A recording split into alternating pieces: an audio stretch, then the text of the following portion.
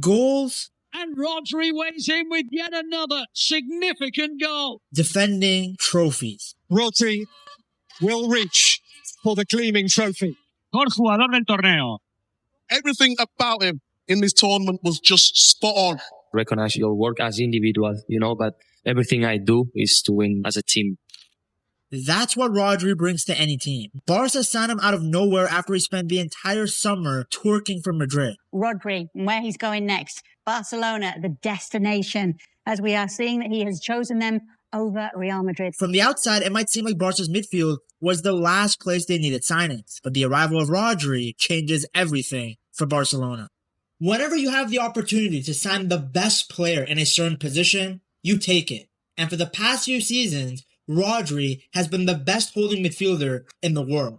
So you've now got one of the best players in that position in the world. While the highlights might have gone to the likes of Kevin De Bruyne and Haaland, Rodri was City's most important player. In the treble-winning season, his consistency was insane. But without him, we could not do what we are doing. He completed over 91% of his passes and finished first in the Premier League for completed passes. He also became even more dominant defensively, winning nearly 70% of his aerial duels, averaging more than 4 interceptions per game and averaging 6.63 recoveries in the opposition half. Rodri is absolutely fit so well for City system. If you take him out, it's different City. Because for me, at City, this is the hardest position to play. It's the hardest. And Rodri suits there so well. What makes Rodri so valuable was how much freedom he gave everyone around him. Pep trusted him to protect the defense almost by himself. That allowed players like John Stones to step into the midfield without worrying about leaving space behind because Rodri always seemed to be in the right position. He controlled City's build-up from deep, broke opposition lines with his passing, and constantly cleaned up the dangers before the attacks could even develop. Not only was he a monster defensively, but he kept popping up with clutch goals. In the Champions League quarterfinal against Bayern Munich, with the game still scoreless, Rodri picked up the ball outside the box and did this. Oh, brilliant! Then in the final, he scored the only goal of the game to beat Inter. Cry of handball, but they don't need it! It's Rodri! That goal gave City its first ever European Cup and completed one of the greatest seasons in English football history. Rodri was deservedly named the man of the match in the final and finished the campaign as UEFA Champions League Player of the Season. If the 2022-2023 season established Rodri as the best holding midfielder in the world, then the 2023-2024 season established him as the best player in the world. He carried his incredible form straight into the new season and became even more influential as Manchester City made history by winning an unprecedented 4th consecutive Premier League title. The guy was so important to City that in the 3 matches he missed in the Premier League, City lost all 3 of them. He was doing everything. He would win the ball back and disrupt attacks, but also be the first player to receive the ball from the back line to initiate the play and create chances from deep. At some points, Pep had transformed him into a hybrid between a number 6 and a number 8. From the middle of the park, this guy got 12 goals and 14 assists while creating 11 big chances. In the Premier League alone, he had 8 goals and 9 assists. Do you guys understand how insane those numbers are for a player whose primary responsibility is to offer a layer of protection in front of the back line? Rodri had the most accurate passes in the Premier League, 388 more than the next best in Lewis Dunk, who's a center back. As if that wasn't impressive enough, he achieved this feat with a 92% pass accuracy. But it's not like he was some side-to-side pass merchant like Declan Rice. He also had the most successful passes in the final third amongst all Premier League players. His goal contributions also came at clutch moments. He scored a late winner against Sheffield, a late equalizer to get a draw against Chelsea, and a banger against West Ham on the final day to help City lift yet another Premier League title. Now, don't let the fantastic attacking numbers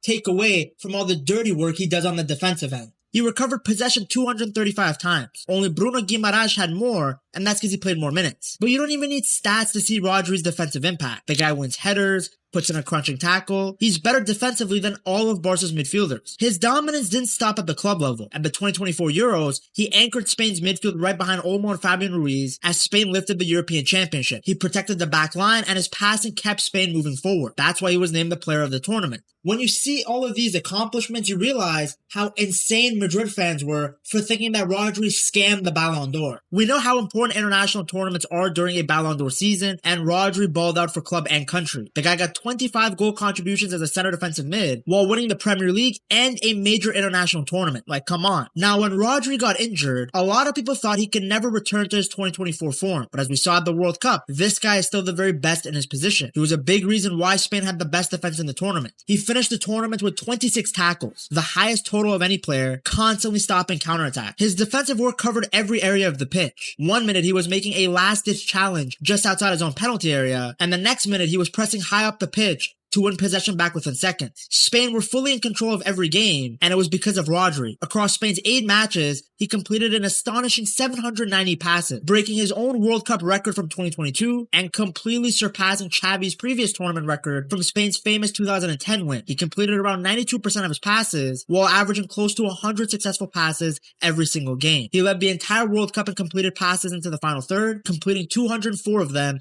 at an outstanding 91.9% accuracy. I still very much wholeheartedly believe that Messi deserved to be the player of the tournament at the 2026 World Cup, and that FIFA only didn't give it to him because they feared the backlash they would receive. Because remember, the award is voted for before the final. It still shows you just how good Rodri is that he won another Best Player of the Tournament award in a major international tournament. He didn't need any goals or assists to show his impact. And it's not a coincidence that every time Spain has won something, it's because of Rodri. Now Barca are hoping that he brings all of those qualities to their team. Ever since Sergio Busquets left Barcelona, the club had been searching for someone capable of replacing him. They tried with De Jong, but realized he wasn't defensively good enough to be a sole pivot. They got Romeu, tried Gundogan deeper, even Christensen played there a few times. Well, Rodri changes that immediately. He offers many of the same qualities that made Busquets special, while adding new dimensions to the role. He has the intelligence and positioning that defined Busquets, but combines it with greater athleticism, superior aerial ability, and a genuine goal threat from distance. It's just the modern evolution of the defensive midfielder. He gives Hansi Flick exactly what every successful Barcelona team always had. A midfielder who can control games, protect the defense, and allow everyone around him to play with more freedom. Flick's system relies on an aggressive high press and a defensive line that pushes close to the halfway line. That naturally leaves space behind whenever possession is lost. Rodri is the perfect player to protect those situations. His positioning is second to none. He reads passing lanes well, dominates aerial duels, and isn't afraid to stop dangerous counterattacks before they can gather momentum. His ability to play under pressure is just as valuable. Few midfielders in world football are as comfortable receiving the ball with opponents closing in from every direction. Rodri regularly drops between the center backs, turns away from pressure, and immediately finds progressive passes that break opposition lines. He's also very familiar with everyone on the team, having played over 23,000 minutes with them. Majority of it came from the Barca guys that played on Spain, but he also did play with some of these guys at City. The fact that he has already such an established connection with the likes of Pedri and Olmo is huge, because in many situations, that's going to be Barca's starting midfield. As we can see from this graphic from The Athletic, this is how the three of them moved around at the 2026 World Cup. Playing as Spain's lone holding midfielder, Rodri acted as the shield in front of the back four. His presence gave attacking players like Dani Olmo the freedom to push further up the pitch and find dangerous pockets of space between the opposition's midfield and defense. They could do this knowing someone was always protecting the space behind them. That's one of the biggest benefits of Rodri. His stability allows the other players to have more freedom. Pedri would no longer need to spend so much energy helping defensively. Instead, he could operate further up the pitch. Someone like Gavi could also benefit enormously. His relentless pressing, aggression, and energy perfectly complement Rodri's calm positional discipline. While Gavi flies forward to win the ball back, Rodri naturally slides across to protect the spaces behind him. The same can be applied to Dani Olmo and Fermin Lopez. To get that experience in there to go alongside the likes of Pedri, if Pedri can keep himself fit and playing well, and one or two others that are already there, Fermin Lopez, Dani Olmo, and more, you're just really strengthening that midfield. What has always separated Rodri from other great defensive midfielders is his sense of positioning. He always seems to arrive in the right places at exactly the right moment. Instead of chasing the game, he just reads it better than almost anyone else. That awareness becomes even more important because both Manchester City and Barca commit so many players forward when attacking. As you can see from this chart from The Athletic, the two statistically played very similar last season. In La Liga last season, no team allowed the opposition less time on the ball per passing sequence than Barca. So Rodri can help them even more with winning the ball back quickly and high up the pitch. As good as Frankie de Jong is, he doesn't have Rodri's physical qualities. Rodri is better at winning duels both on the ground and in the air. He's better at recovering loose balls. That's a weird sentence. And he immediately shuts down transitions. It is that combination of intelligence, positioning, and defensive awareness that makes Rodri so much more than just a holding midfielder. He's a player who gives an entire team its balance. Not to mention that, as we have seen in a City career, he can always pop up with a clutch goal too, which isn't really Frankie's thing. This also gives Barca depth. You have Frankie de Jong, who's already coming into the season injured. You have to ask questions about whether the likes of Bernal and Gavi can be injury-free all season. With Rodri, you now add quality to the starting 11, but you also improve the depth because those other guys can now rotate in. It means Pedri doesn't have to be ran into the ground. When de Jong is healthy, you can play him with Rodri and let Pedri rest. It just opens an infinite number of double pivot connections. The other thing is that not only does Rodri make Barca stronger, but at the same time, he makes Madrid weaker. Obviously, there were suggestions that Real Madrid needed reinforcements to protect the back line, and that person to come and do exactly that is the Golden Ball winner in Rodri. Just 24 hours ago, we were talking about the possibility of him moving from Manchester City to Real Madrid.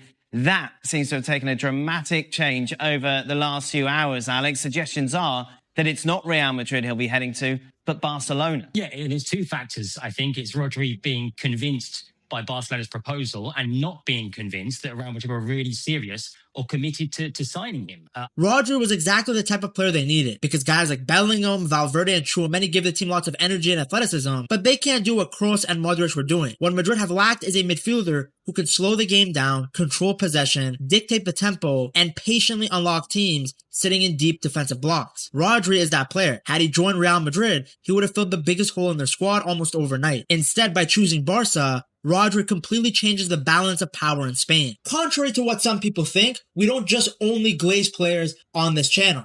So let's look at some of the downsides of this signing. The biggest issue is financial. Barca are making a huge investment, basically allocating most of the funds that could go to a center back or striker onto a holding midfielder. Another concern is what this means for La Masia. Someone like Bernal is seen as the future of the club, and with Rodri becoming an undisputed starter, people fear that those younger players would naturally see their minutes disappear. Now, I personally don't agree with this take. There are so many games in a season, so many competitions, that rotation is just going to happen naturally.